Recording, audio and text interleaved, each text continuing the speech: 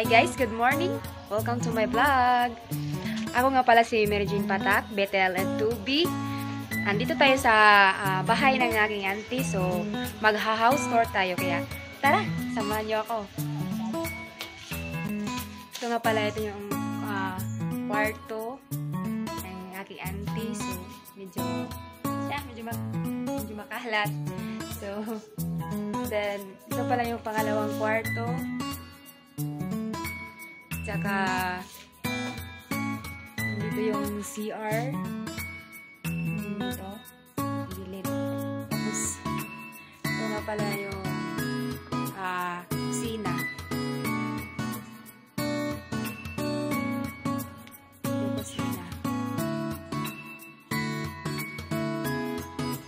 At yan lang po.